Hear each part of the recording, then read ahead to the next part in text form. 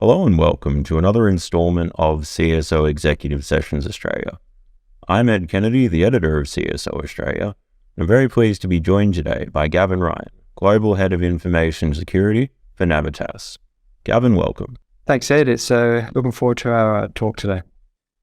To start, can you tell us a little about your role? So I joined Navitas in 2017 as Global Head of Information Security.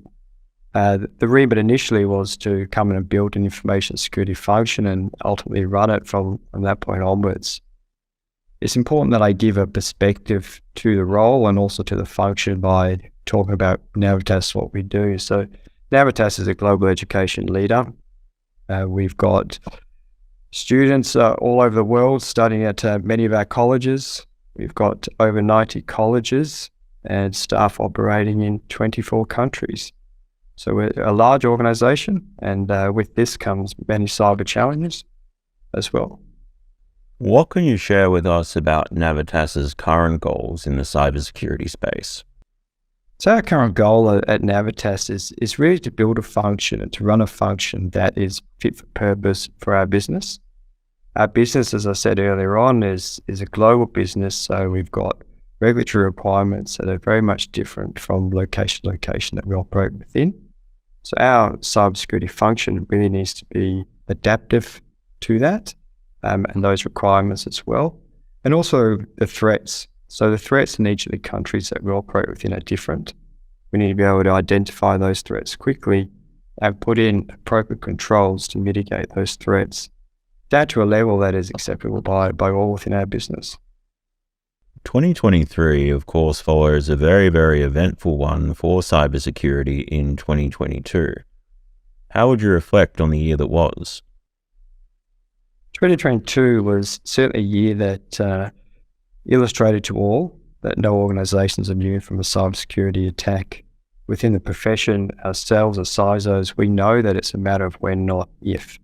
But that here and now and statement is really resonating with a lot more people outside of the cyber profession, which is a positive. How do you see 2023 shaping up for cybersecurity in the months ahead?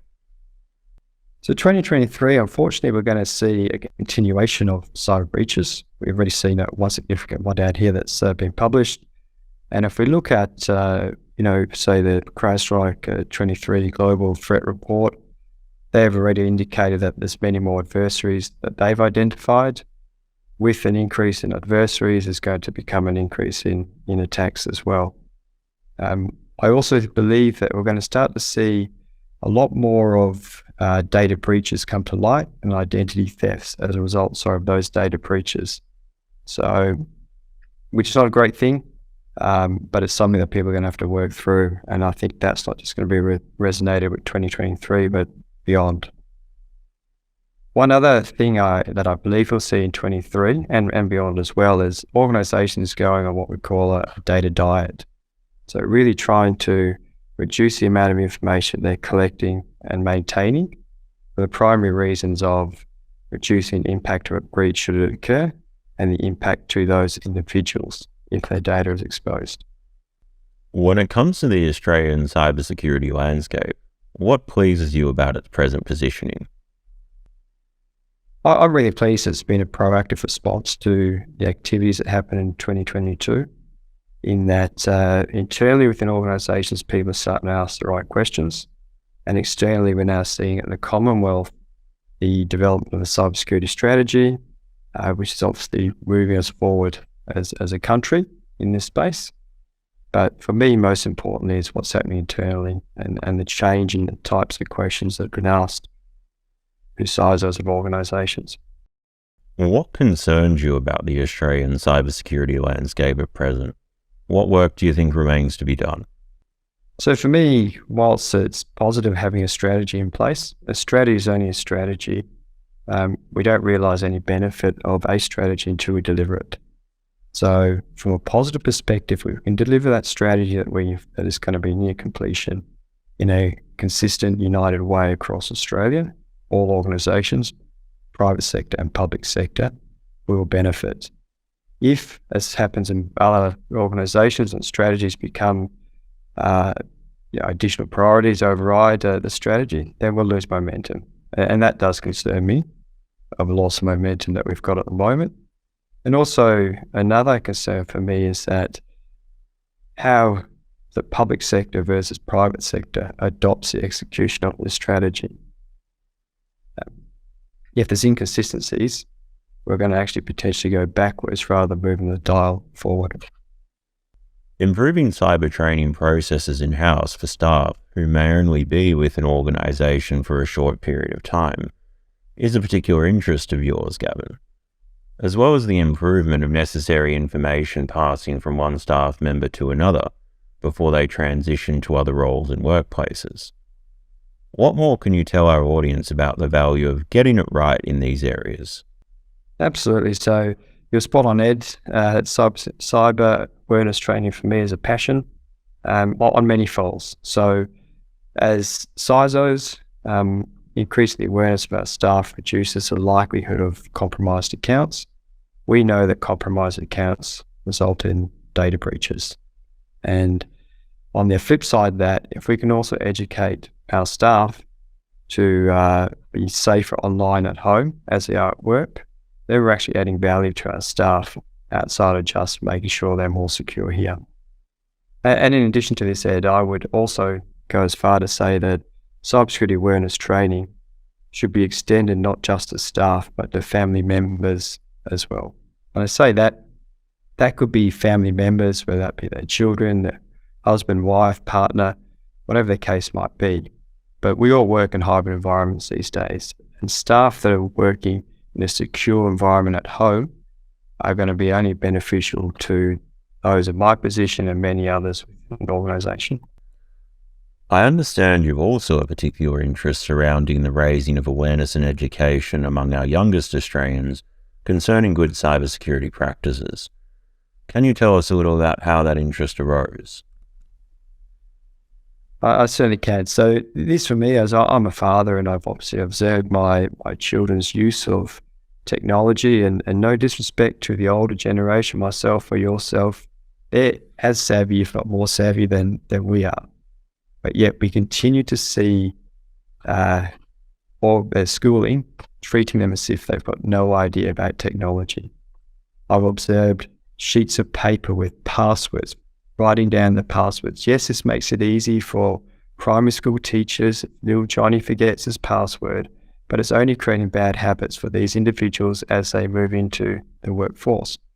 And one thing we are doing very well as a country and beyond is around cyber safety for children, which I believe is extremely important. We could do more work.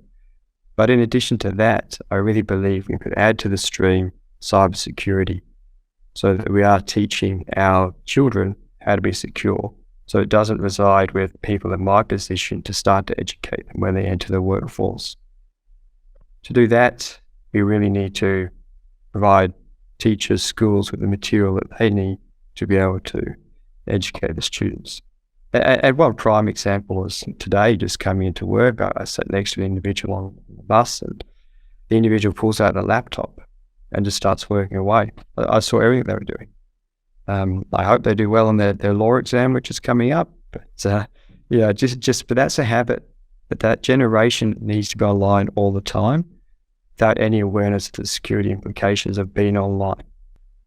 Following on from the last question, what steps could be taken to drive positive action in this space?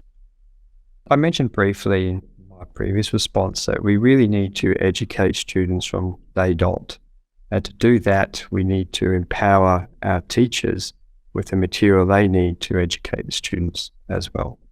So we are working very hard on online cyber safety for our children, which is really good, as mentioned previously, but let's build in cybersecurity now and have teachers educate our students from a very young age. Let's not see little Johnny using the same password over and over again and little Johnny's sister knowing the passwords that she can log onto the device. Let's get these behaviours right from the beginning. What insights would you share specifically with other cyber professionals keen to learn more from another professional in their field? That's a good question. And so with this, for me and many others I've seen work well, is that organizations need cyber champions within different parts of their business. So that could be in the marketing part of the division, the engineering part of the division, finance, HR. These are the people that are going to drive the CISO's messaging, that what we're trying to achieve as an organization, along with your C-suite. But also, they're the individuals that give you those little nuggets of gold to help us do our job, to increase the ability of us to do our job. For example, Gavin, we've got a little bit of rogue IT happening over here that I didn't know about. That helps me. So these cyber champions, we all need to take this on board. But in addition to cyber champions, I've seen work quite well is that sometimes these individuals go, you know what, I actually really enjoy cyber. I want to move into the cyber field. And by moving into the cyber field, they're bringing experience, say, for example, from HR. So they're bringing that mindset into the cyber team. We as leaders in cyber need to be educating these individuals and supporting them in their transition. But it's going to benefit all of us as well because of the fact that we have this big drain and on the cyber skill shortage. And with that last question, that brings us to the end of the conversation here. Thank you to those in our audience, and Gavin, a special thanks to you for taking part in this chat. Thanks, Ed. I really appreciated talking with you today. Just as this has been a great conversation here, please keep an eye out for another installment soon of CSO Executive Sessions Australia.